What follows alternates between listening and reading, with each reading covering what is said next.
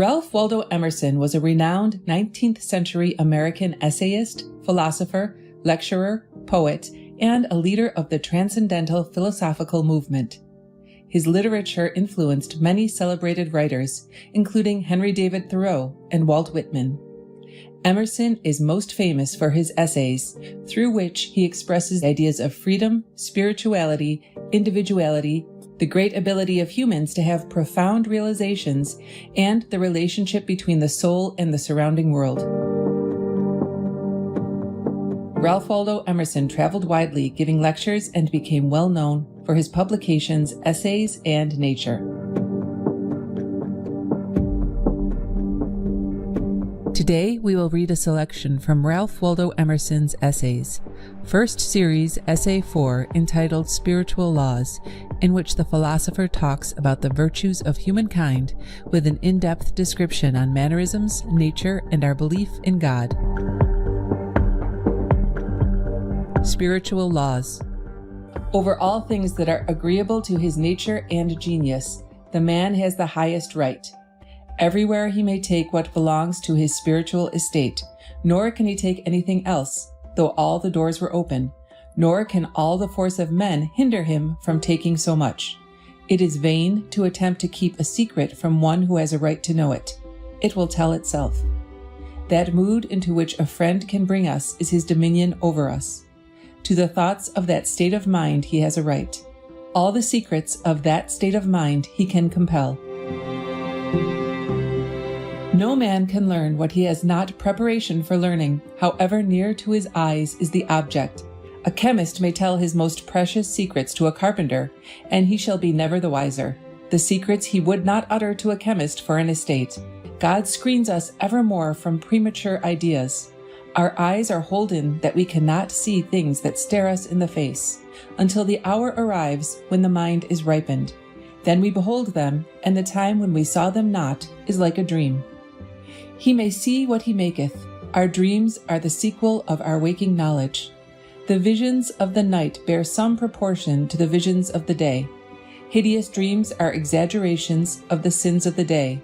We see our evil affections embodied in bad physiognomies.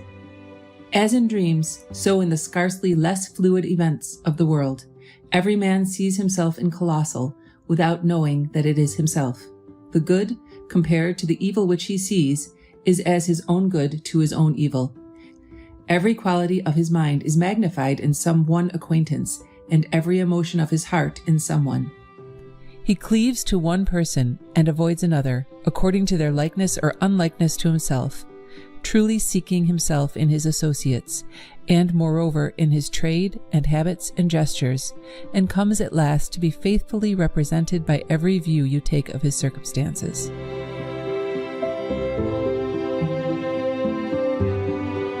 He shall have his own society. We can love nothing but nature. The most wonderful talents, the most meritorious exertions, really avail very little with us, but nearness or likeness of nature, how beautiful is the ease of its victory. We foolishly think in our days of sin that we must court friends by compliance to the customs of society, to its dress, its breeding, and its estimates. But only that soul can be my friend which I encounter on the line of my own march, that soul to which I do not decline, and which does not decline to me, but, native of the same celestial latitude, repeats in its own all my experience. Let him be great, and love shall follow him.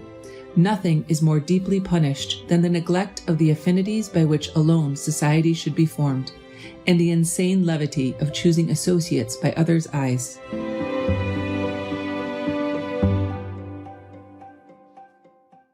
He may set his own rate. It is a maxim worthy of all acceptation, that a man may have that allowance he takes. Take the place and attitude which belong to you, and all men acquiesce. The world must be just. It leaves every man with profound unconcern to set his own rate. Hero or driveler, it meddles not in the matter.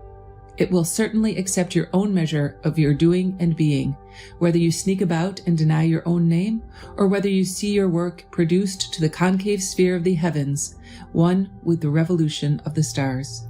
Human character evermore publishes itself. The most fugitive deed and word, the mere air of doing a thing, the intimated purpose, expresses character.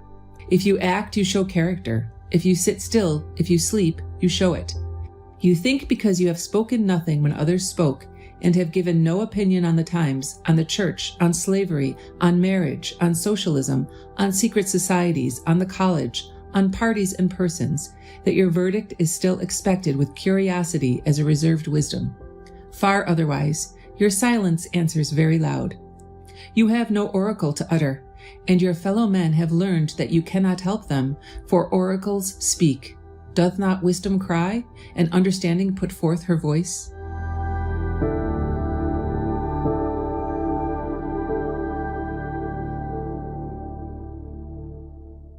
Dreadful limits are set in nature to the powers of dissimulation. Truth tyrannizes over the unwilling members of the body. Faces never lie, it is said. No man need be deceived who will study the changes of expression. When a man speaks the truth in the spirit of truth, his eye is as clear as the heavens. When he has base ends and speaks falsely, the eye is muddy and sometimes asquint. I have heard an experienced counselor say that he never feared the effect upon a jury of a lawyer who does not believe in his heart that his client ought to have a verdict. If he does not believe it, his unbelief will appear to the jury despite all his protestations and will become their unbelief.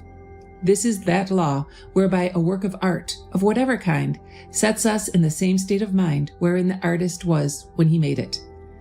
That which we do not believe, we cannot adequately say, though we may repeat the words ever so often.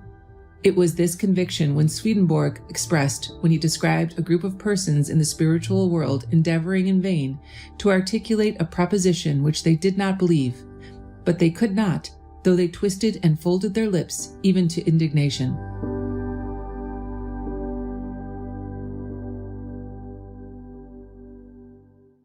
A man passes for that he is worth. Very idle is all curiosity concerning other people's estimate of us, and all fear of remaining unknown is not less so. If a man knows that he can do anything, that he can do it better than anyone else, he has a pledge of the acknowledgement of that fact by all persons. The world is full of judgment days, and into every assembly that a man enters, in every action he attempts, he is gauged and stamped. Pretension may sit still, but cannot act. Pretension never feigned an act of real greatness. Pretension never wrote an Iliad, nor drove back Xerxes, nor Christianized the world, nor abolished slavery. As much virtue as there is, so much appears. As much goodness as there is, so much reverence it commands. All the devils respect virtue. The high, the generous, the self-devoted sect will always instruct and command mankind. Never was a sincere word utterly lost. Never a magnanimity fell to the ground, but there is some heart to greet and accept it unexpectedly. A man passes for that he is worth. What he is engraves itself on his face, on his form, on his fortunes, in letters of light. Concealment avails him nothing, boasting nothing. There is confession in the glances of our eyes, in our smiles, in salutations, and the grasp of hands. His sin bedaubs him, mars all his good impression. Men know not why they do not trust him, but they do not trust him. His vice glasses his eye, cuts lines of mean expression in his cheek, pinches the nose, sets the mark of the beast on the back of the head, and writes, "O fool, fool," on the forehead of a king. If you would not be known to do anything, never do it. A man may play the fool in the drifts of a desert, but every grain of sand shall seem to see. Confucius exclaimed, "How can a man be concealed? How can a man be concealed?" On the other hand, the hero fears not that if he withholds the avowal of a just and brave act, it will go unwitnessed and unloved. One knows it himself and is pledged by it to sweetness of peace and to nobleness of aim, which will prove in the end a better proclamation of it than the relating of the incident. Virtue is the adherence in action to the nature of things, and the nature of things makes it prevalent. It consists in a perpetual substitution of being for seeming, and with sublime propriety God is described as saying, "I am."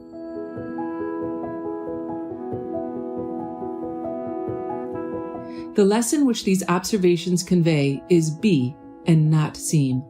Let us acquiesce. Let us take our bloated nothingness out of the path of the divine circuits. Let us unlearn our wisdom of the world. Let us lie low in the Lord's power and learn that truth alone makes rich and great.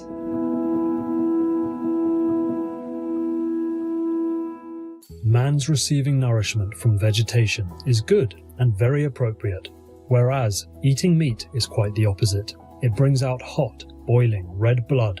It inclines one to cruelty, anger, and overcoming another with malice, and making one rancid. Harav Don Isaac Ben Judah Abravanel.